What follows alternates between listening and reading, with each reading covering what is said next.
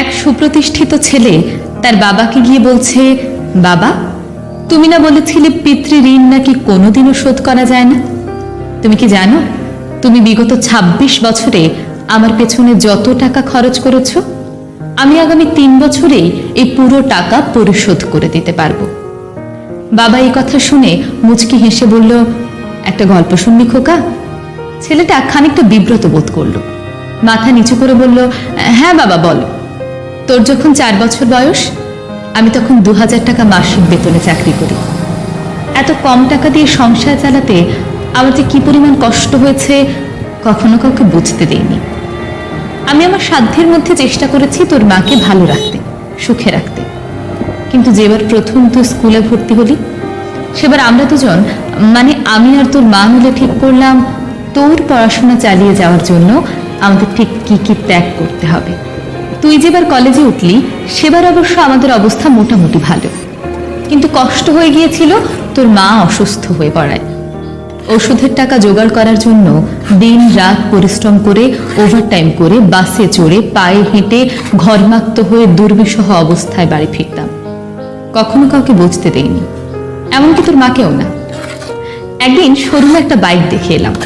রাতে আমি স্বপ্ন দেখলাম আমি বাইকে করে কাজে যাচ্ছি, কিন্তু পরদিনই তুই একটা ল্যাপটপ আবদার করে বসলি। তোর কষ্টে আমারও কষ্ট হয় বাবা, তাই আমি তোকে ল্যাপটপ কিনে দিয়েছিলাম। আমার তখনকার ১ টাকা, তোর এখনকার ১ পয়সা। কিন্তু মনে করে দেখ, তুই সেই ১ টাকা দিয়েই বন্ধুদের সঙ্গে ঘুরতে যেতি, ব্র্যান্ড নিউ মোবাইলে হেডফোন লাগিয়ে সারা রাত গান শুনতি, ট্যুরে যেতি, পিকনিক করতি, কনসার্ট করতি। তোর জীবনটা ছিল স্বপ্নের মতো রঙিন। আর তোর থেকে ১০০ টাকা নিয়ে আমি এখন কি করে জানিস? সুগার মাপাই।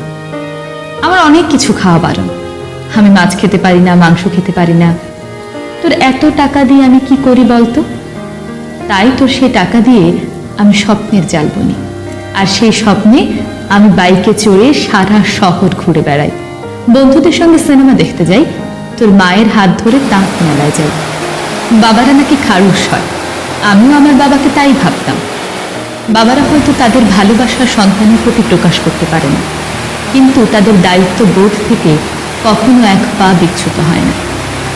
চারিপাশে সারা জীবন অনেক মাতৃবন্দনা শুনবি, কিন্তু কখনো কি পিতৃবন্দনা শুনেছিস? শুনবি না বাবা, কারণ পুরুষ মানুষের জীবনটাই এমন। তার জীবন যত কঠিনই হোক না কেন, তাকে সেটা সহ্য করতে হয়। সমাজ ভাবে পুরুষ সর্বসহা। আমি অবশ্য পিতৃবন্দনা আশাও করি না। বাবারা শুধু চায় তাদের সন্তানরা ভালো থাকুক। তুই হয়তো আমার কষ্টার্জিত ২৬ বছরে তোর পেছনে খরচ করা টাকা আমাকে আগামী ৩ বছরে ফেরত দিয়ে দিতে পারবি, কিন্তু আমার যৌবনে যে স্বপ্নগুলো আমি ত্যাগ করেছি, সেই স্বপ্নগুলো কি ফিরিয়ে দিতে পারবি? যে স্বপ্নের কাঠামোতে দাঁড়িয়ে তুই আজ ঋণ শোধের কথা বলছিস, আমার সেই স্বপ্ন কি কখনো আমি ফিরে পাবো? পাবো না। আর তুই যদি বলিস, বাবা আমি তোমার টাকা নয়, আমি তোমার ভালোবাসা ফিরিয়ে দেব, তবে আমি বলবো, বাবাদের ভালোবাসা কখনো ফেরত দেওয়া যায় না। একটা গল্প বলি, সাথে একটা প্রশ্ন করে তোকে। ধর আমি, তুই আর তোর খোকা নৌকো করে কোথাও যাচ্ছি। হঠাৎ করে নৌকাটা ডুবতে শুরু করলো। তুই যে কোনো একজনকে বাঁচাতে পারবি, কাকে বাঁচাবে বলতো? এই প্রশ্ন শোনার পর ছেলেটির মুখ থেকে আর একটা কথাও বের হলো না। বাবা তখন বললেন, ঠিক আছে, উত্তর দিতে হবে না, আমি জানি উত্তরটা।